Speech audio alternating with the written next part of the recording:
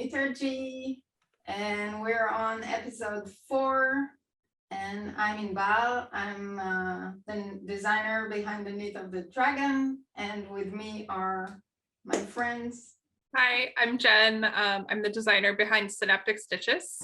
Hi, I'm Duke of Nikko. I'm a knitwear designer in Memphis, Tennessee. And I'm Scott Strong Wallace. I am the dyer behind Mount Carmel Yarns, and I also have my YouTube channel of Great Scott Knitting. So last time we got our challenges. We had movies that told the stories. We had to choose between shapes, textures, and colors. And we had the color of the year. So let's start and see what we came up with. I'm going to get mine out of the way. I've spent at least the last 2 weeks focused entirely on this because Inbal sets the bar so high. Yes. So started off with colors. And of course, the color of the year is that sort of light periwinkle. And I had a skein, a set of skeins of yarns that I got from Knit Crate that I'm not crazy about the colors, and they don't go together particularly. There's this bright orange, this intense green, and this extremely light, crazy blue, it's a blue, but it's just so light. So I took this blue and I over-dyed it, trying to reach that sort of periwinkle color. Well, I kind of went too far, and it became this, which I really like. I mean, see the great color. Huge contrast. So it was fun to over dye and to get something else.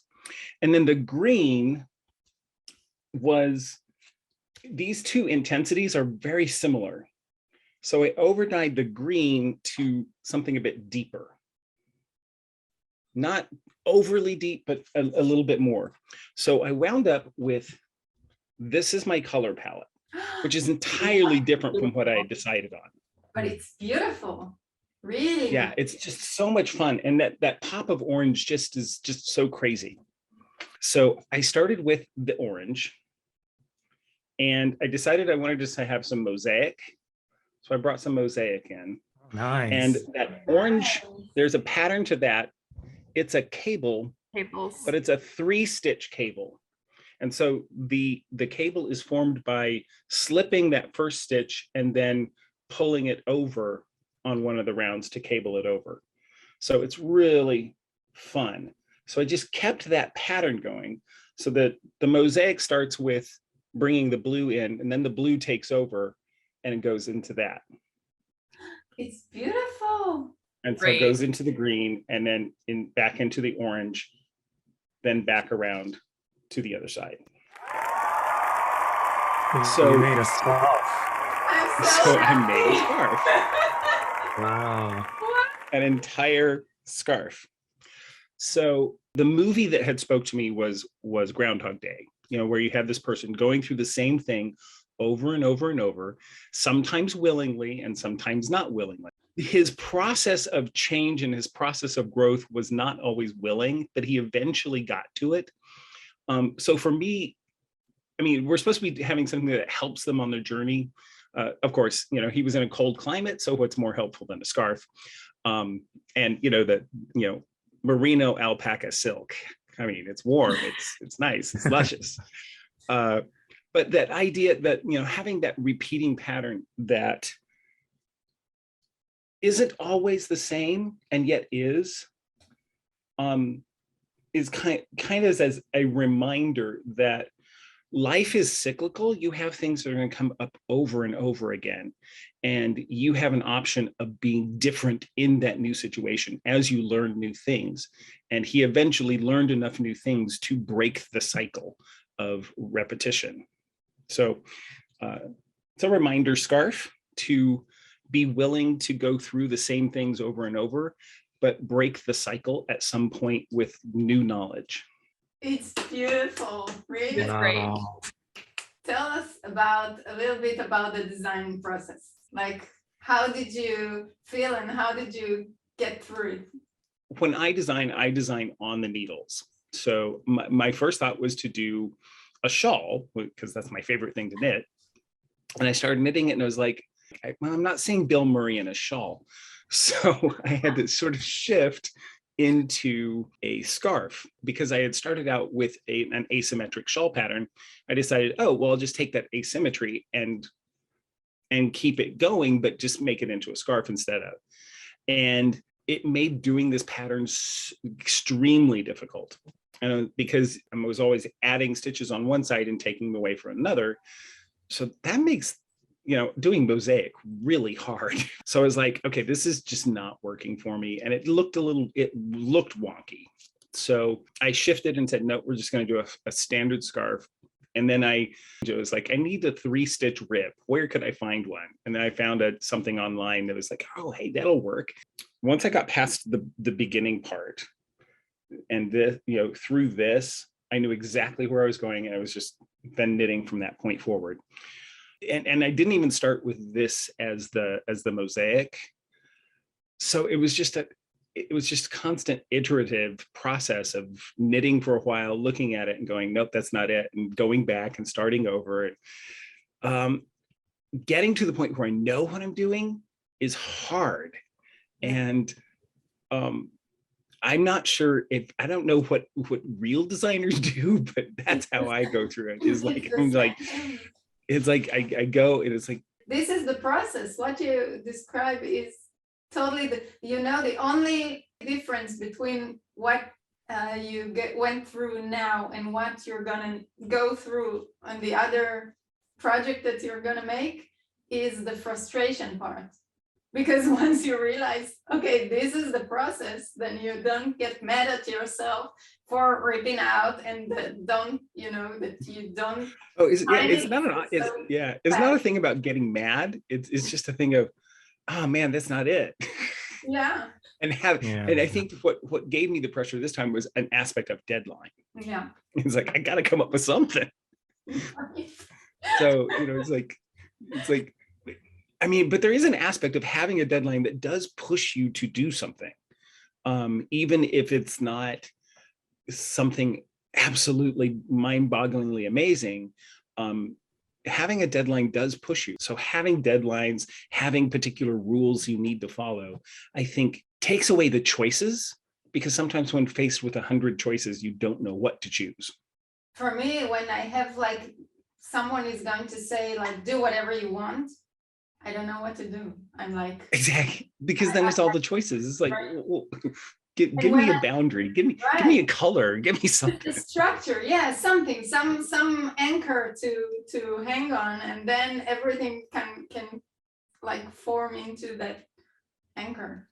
For me, having a deadline helps me not overthink it and overdo it. I like tweaking things over and over, but having a deadline, I have to finish at some point, so I can tell myself, okay, this is good enough to be finished. Otherwise, I would probably keep on dwelling it and maybe change this, change that, and it ends up being, too processed or too overproduced. So it's sometimes nice to have a deadline. Well, okay. The idea of working to a deadline, I feel like if we're ready to move on, I'll share next. Because I didn't meet the deadline. I'm really excited about this project. I had an idea the instant we started talking about it last time. And it's something that I really want to flesh out into a design that I'm going to write up and publish. So I really wanted to get it right.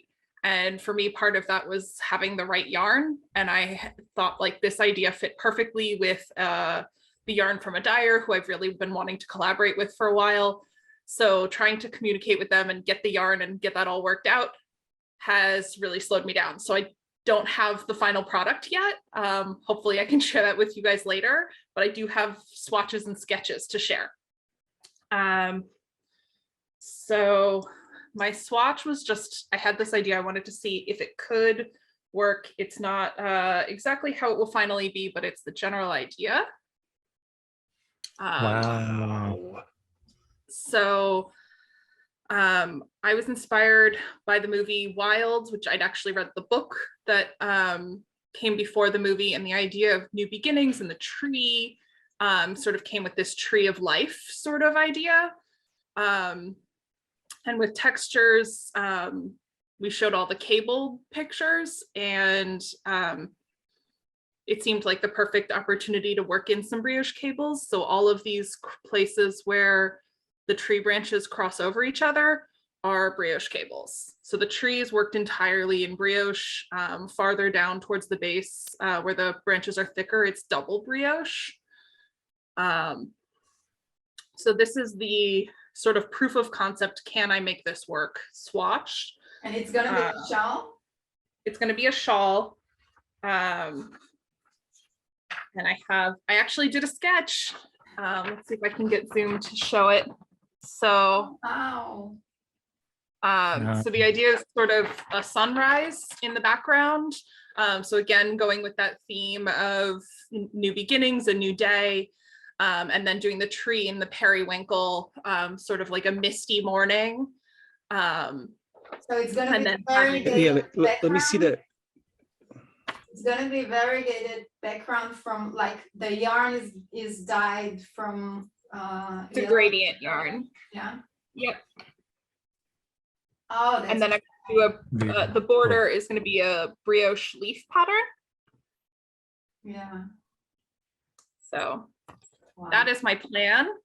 But I love the idea, and I really want to want to make it, and I just Yeah. hit some roadblocks. Yeah, well, the swatch is good enough for the show. Oh, heck yeah. I will share it when I have the full idea finished, but not quite there yet. No, I mean, really, making the whole shawl is like Yeah, it takes a while. scope, I think, yeah. Yeah. Yeah, I love that idea of that gradient, and Yes. it looks like your color palette is like those sunrise colors, the pinks, Yeah. and the oranges and the yellows. So Mhm. that'll be stunning with the periwinkle over the top. I want to have sort of the bare trees in the background, and then I'm going to have leaves on the border. And the leaves will be in brioche, and then the background is all in 2-color garter stitch. So it'll be interesting to know how your dyer approaches dyeing the gradient. I know how I might do it, but it'd be interesting to know how other dyers might approach that. I know gradients are her thing. She does a lot of gradients, but I don't know exactly how she does them. I haven't seen any sharing. It may be her her little secret sauce, so she can't share all that. But yeah, I always love to know how dyers, the techniques they use to get to their colorways. Yeah. All right, that's cool. That is stunning. I can't wait to see it. Thanks. Yeah, I can't wait to actually be able to share it. I'm sorry I don't have more ready already. I'm so disappointed in you, Jen. Really. Connection to how this would help her is I was thinking, in addition to like it being trees in the woods and hiking, is also this idea of like, if you've done any backpacking, like, and they talk about this certainly in the book, is, you need to minimize weight, and everything you bring with you needs to be multi-purpose and needs to have value for every ounce that you're carrying. So I was sort of thinking a shawl is, you can stay warm, it can keep you cold, warm on a cold morning, but it can also be your pillow, and it can also be a towel, and it can, like, it can be there for lots of different reasons and be helpful. And if it's beautiful, it's hike. also something that will inspire you as you're moving forward. Okay, I thought we were just making a swatch, but everyone's making everyone's doing a full-on thing. Oh. And like I said, in ball, set the bar high. I'm happy that you I just got really inspired for this one. Well, I stuck to the swatch land. So my color choice was yellow and very pink. And my movie was Saving Grace. So I thought I could help her, the character, with some product designs. So I made some product labels for possible weed products that she's making. So I went very literal. So this is very Perry, and this is yellow. Oh, that's So so these cool, are the yellow, because the yellow is like so kind of psychedelic psychedelic. or Yeah, that's Yeah, the that's very yellow. word. bright. Very psychedelic. Yeah. I love it. So I just made a simple swatch and did a duplicate stitch for the letter. It really shows, like when I look at the yellow, I know that it's drugs. Somehow drugs are connected to this one, right? So it's interesting how readable it is, the very Perry. Although it's like Yeah. it has a lot of colors, but you can really read it. It's also like melting, like the words are melting. It's like it's so drug related. It's cool. Okay, I went for somewhere really, really.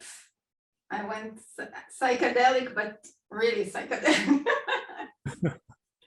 So I saw Wild, and that is a really inspiring movie. I loved it. And I was thinking, so what can I make to help her?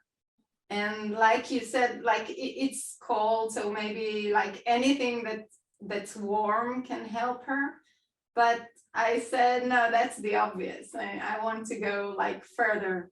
The thing that was very obvious in the movie was that she can't let go of her thoughts. I mean, she's going on a trip and she wants to have a new beginning and leave everything behind and process everything, but she keeps thinking and thinking and thinking, and like she can't reach the clearance that she's looking for. I thought she needs something to clear her mind, and that would really help her. So what can clear her mind? So I thought maybe I can like invent a machine, like a helmet that you put on your head, and it just sucks your thoughts and evaporate them into the air. So I started to play with this idea, and I also thought it would be cool because I wanted to go with shapes. So like not make fabric, but play with shapes. So I started sketching all sorts of helmets and things that I went, and then I had this one, like just tubes. And then I thought about like putting it, she was screaming at one point in the movie, and I thought maybe she would like, the thought would go to her mouth and then she would scream, but she did it and it didn't help her. So she doesn't need to scream. And then I came up with this idea. She just needs something, you know, like little tubes that will suck it out of her mind. So that's, now I didn't finish it. It was a lot of work. So I only have the front, like the front thing. So I made it with, I made tubes. I knitted the tubes like I-cords, and it looks a little bit like brain, you know. Yeah. A little Yeah. bit, yeah. Like if I had more time, then everything would be covered with these little suckers. So they like sit on places like where the tube meet, and they suck your mind, and then it goes through the tubes and it comes to these little things. And it's stupid. I'm gonna wear it. I feel really stupid, but like so if you take this with you, then you can clear your mind. Yeah. Too much fun. You are so creative. Like the things that your mind comes up with, like the way you're able to put together different ideas and concepts and come up with like a finished product, even if like you want to have more details on it, like my brain doesn't put things together that way. It's amazing to me. Amazing. So now that we're finished with the challenge and had our fun, so now we can start working on our new challenge and the conversation about the new topic, because it's February and it's Valentine's month. So that would be our topic. We're gonna start with projects. Are the projects that you love making, you equally like the result that you get? For me, that question speaks to me as a question between, are you a process knitter or are you a product knitter? I think over time I shift back and forth. And so sometimes I really just love the process of knitting. I don't care how long it takes or what that end in mind is. As long as I'm knitting on it, that's fine. And then there are other times when it's like, you're done with the project before you're done with the project. And so you're like, I want the product so badly that I'm going to go through the process of getting it done.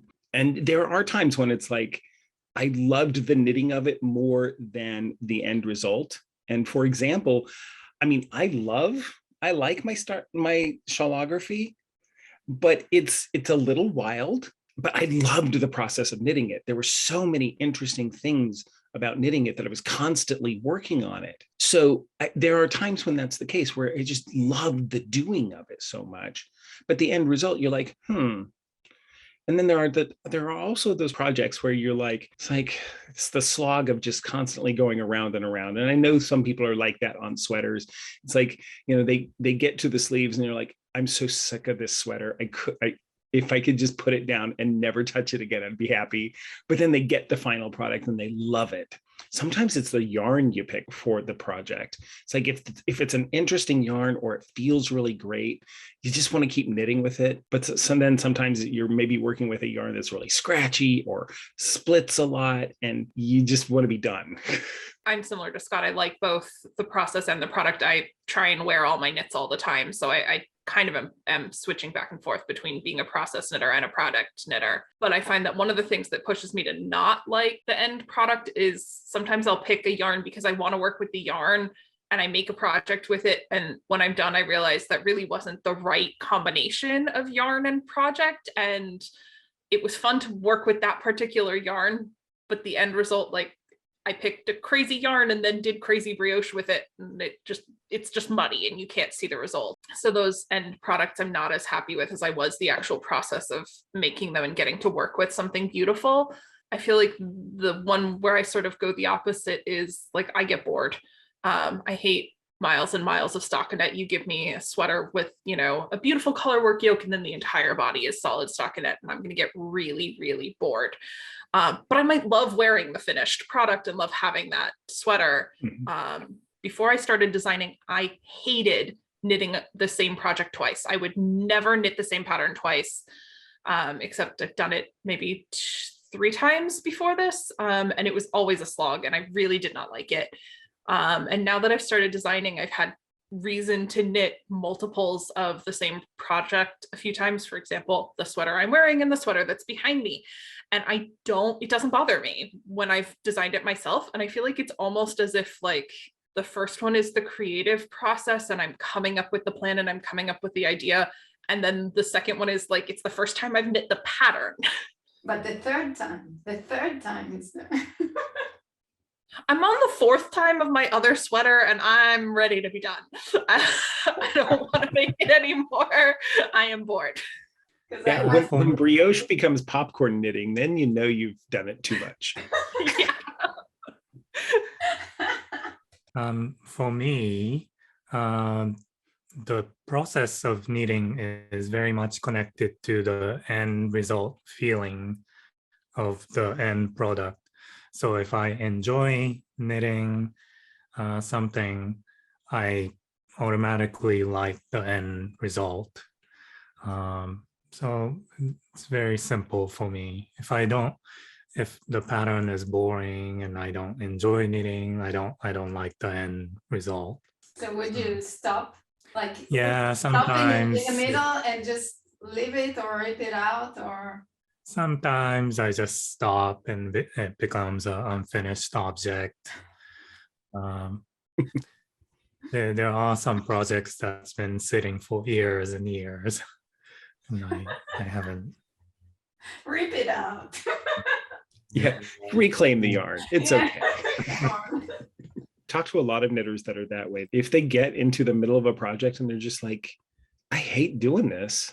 If they actually do finish it, then it becomes an object that like if it's a sweater, it becomes a sweater that just sits on a shelf somewhere and they never wear it because they don't want to be reminded of how much they disliked the project. Yeah, it has a connotation, a bad connotation to the experience. Where someone else might look at that sweater and go, oh my God, it's gorgeous, it's beautiful. How could you not wear it? It's like, I hated it.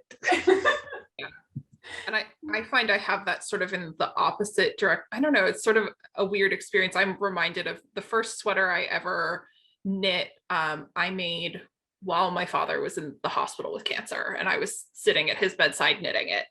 And it was like an extremely tough time. And I feel like I got through it because I had needles in my hands, and it's still probably my favorite sweater. And wearing that, like it's sort of a hug from him, and having him with me now, and like that experience is like it's tied into having my dad in that sweater.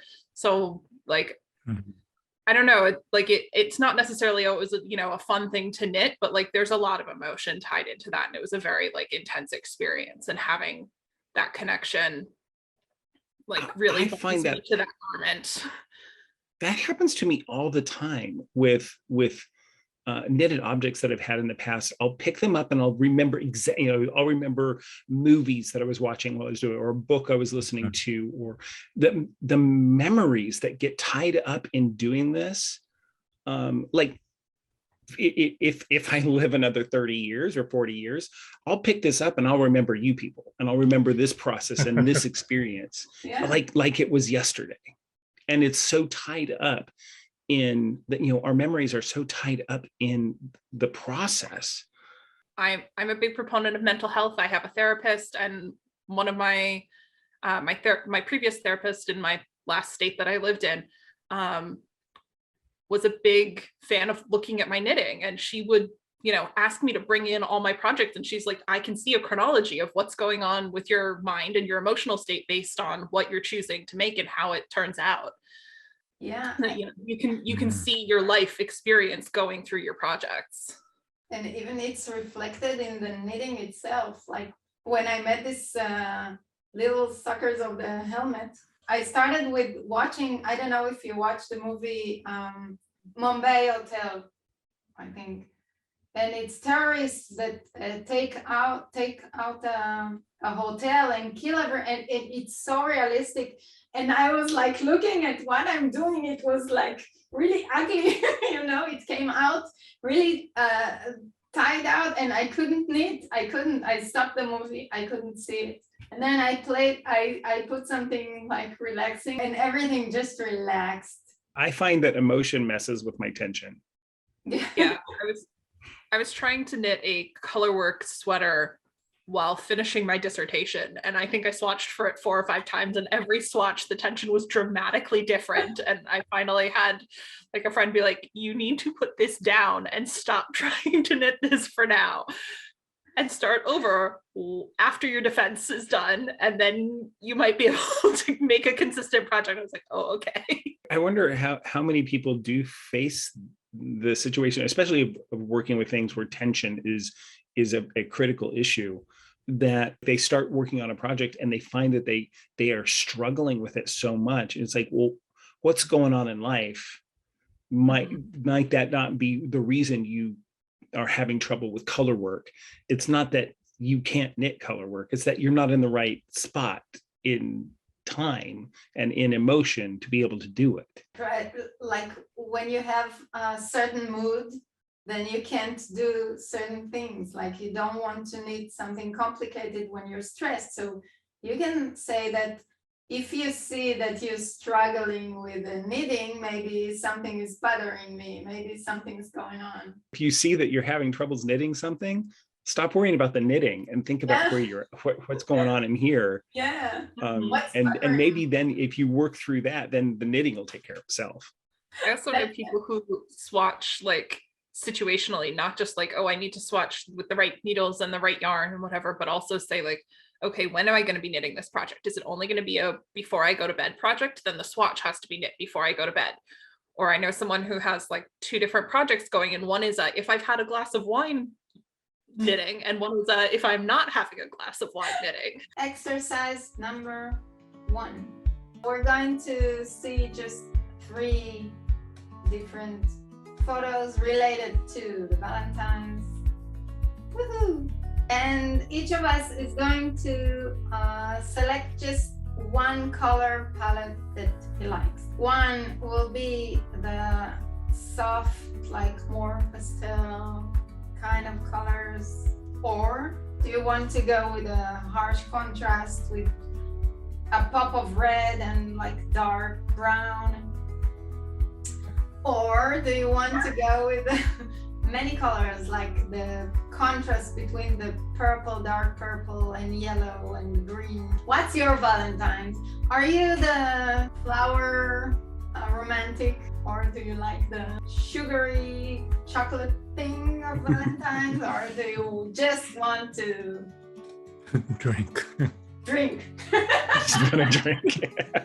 I'm not a drinker, but the colors in that palette appeal to me. The brighter pops and the yellows and pinks and greens. I'm really, I do like that one. And of course, I'm looking at how they would become yarn. You know, so that one I would see, that one speaks to me. And I think how I would go after that one would be like speckles of purple and yellow and on a sort of a creamier base.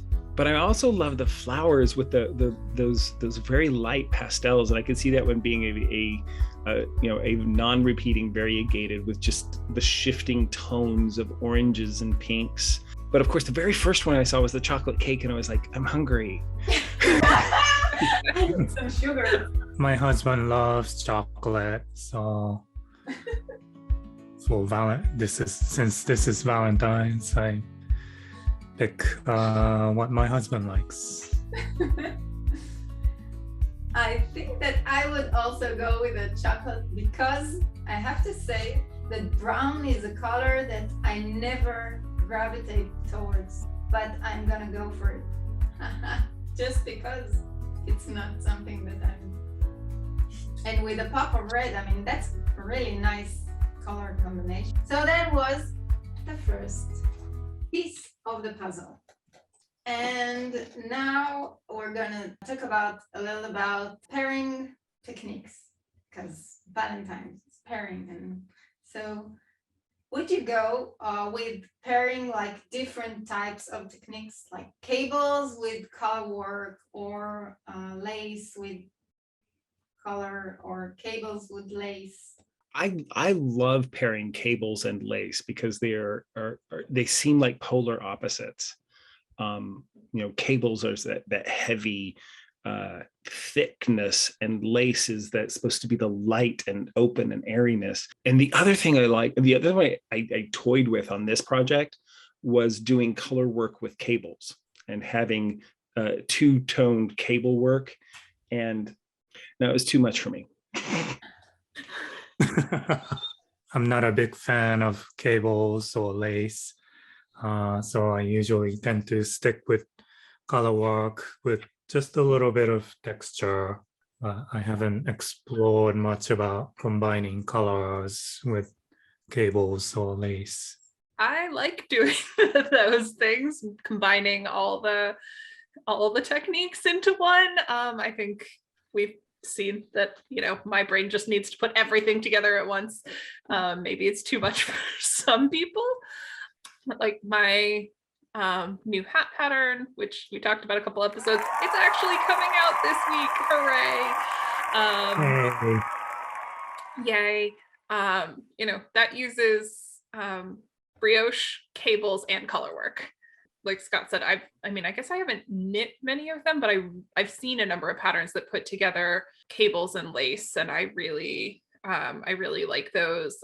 There's also a Canadian designer, Jessica Beal, I think is her name, and she does a lot of combinations of stripes of like intricate Fair Isle color work put together with lace or with cables or with other textures in ways that are like really, to me, novel combinations. There are so many cable sweaters or lace shawls or whatever, but when you start putting the different pieces together in different ways, it lets you break out of the box and try something novel. Yeah, my brain went there, like in the design that we're doing now for Shirley Payton. We had to pick up patterns and like design something with them. And I wanted to try to take cables and then make the same pattern, but with color work, like to somehow start with cables and then turn it into color works. I also think like Jenn, that it's like, it makes everything so much more interesting and fun. When you see designs that combine different technique or different parts, so what would you say makes the difference between something that looks like it's made from different parts and a coherent piece that looks like one piece but is made of different parts? I think I've seen designs out there that try to bring in way too many knit stitch patterns. And so it just looks like a great big patterns, sort of a swatch of different patterns that don't really work together. Like one section has baubles and the next section is lace and then the next section is cables, and they don't necessarily flow in a particular way. Sometimes on paper, Stephen West patterns are kind of like that, where he just starts grabbing different stitch patterns and putting them together. But I think what he does to make them work is using color and choosing the colors that will bring those things together in a visual way. And also when you knit it, then you go from section to section to section. But when you look at the piece from far away, you see that there are lines that are going like throughout the piece. So I think that's like something that in his design make the difference, the whole difference. One of the things I look at when I'm choosing traditional stitch patterns to put together is I look at what's the stitch count of the repeat. Do they line up in a way that makes sense? I also feel like if you have design elements where the different styles are integrated together, instead of having here's a panel that's cabled and then here's lace and then here's mosaic, whatever, like if you can find a way to bring them together into the same part of the fabric. So if you have, cables that form, a shape, and then inside that shape is a lace pattern or something like that, where you're integrating the different units together, it makes it feel more cohesive.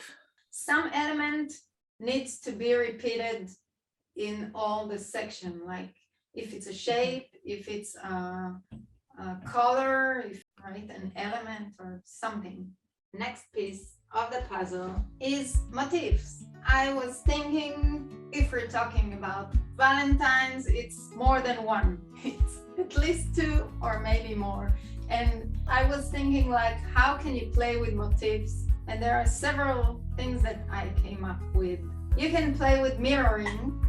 Like if you take apart, here I took just, it's a little Cupid, because Valentine's.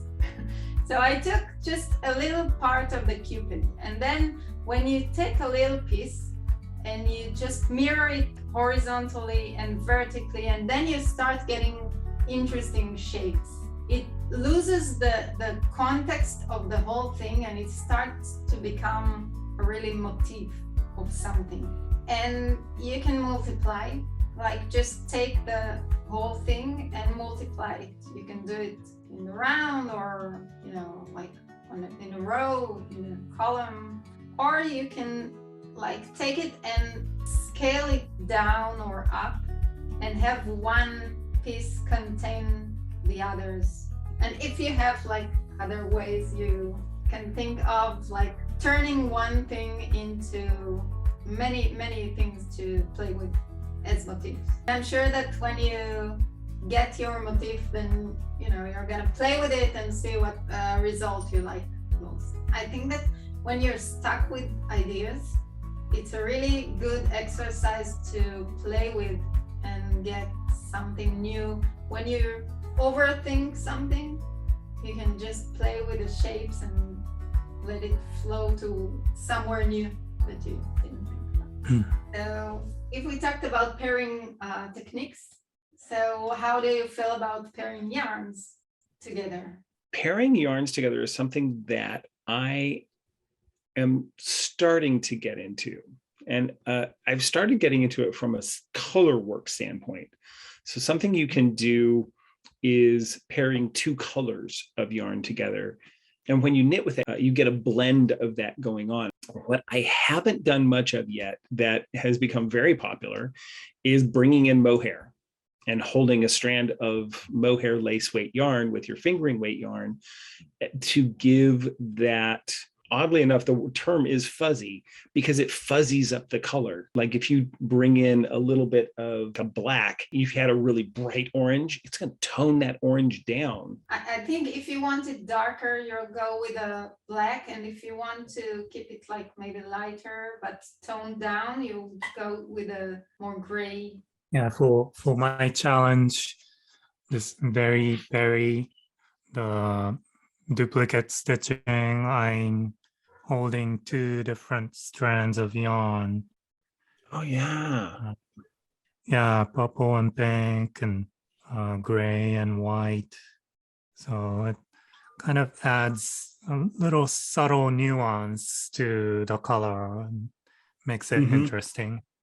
And I also saw that there are techniques, I've never done it, but I'm really interested of doing it, of having like maybe fingering or lace even weight, having like 4 different colors or different shades of the same color. And then you can really play with the amount of each shade or color that you work with. We see that a lot in fades, where you'll hold 2 colors together and then you change one of them out for a different one for the next section. And you get that unifying, you know, it becomes unifying, but you can, you can really bring in crazy colors or a highly variegated skein of yarn if you're holding it with a good neutral or a good solid.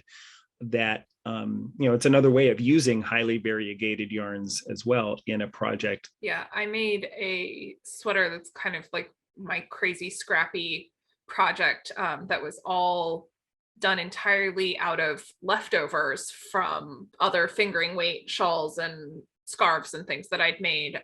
So it was all hand dyed speckles, crazy variegated yarns, and that were always held 2 at a time. And whenever I ran out of one or got bored of one, I would drop one color, add in a new one, and transitions that you get as you bring out one of the colors and add something in, even if you're maintaining one color throughout it, you can get really great combinations, and it's a fun way to play with some of the more wild yarns out there. Maybe when you have to knit like a stockinette and it's boring, so that's a good way of putting some interest in it. Also, I think when you pair a yarn with mohair, for example, it's not just adding fluff, but I think it changes the whole concept of the fabric that you get. It's like more elegant. It feels more expensive sort of thing. And if you like hold together 2 yarns that really high contrast, like black and white, then you will get something really rough. So the fabric would be more of a, I don't know, street fashion, or it's interesting to think about the yarns that you combine in relation to the final garment that you want to make. When you're holding like 2 highly contrasted yarns together and you get that sort of noise, it's like the style of painting, like pointillism. The colors are just very segregated, and sometimes you have to stand way back to see it. Whereas when you add a mohair, to me it's more like watercolor. The colors get more blendy and washed. So I think that's one of the fun things from a color standpoint in using mohair or an angora or something that has a fuzzy nature to it, is that it softens the stitch definition. Would you pair yarns that are not from the same base? I took a workshop a few years ago at a Stitches event with Stephen B. And Oh, he he loves really- to mix it all up. right. And he really encourages, take something with stellina and a fingering weight and a lace weight and a bulky and mohair and an art yarn and things with crazy loops in them and put it all together. Maybe don't hold them all together at once, but like that it's, having a project that includes all those.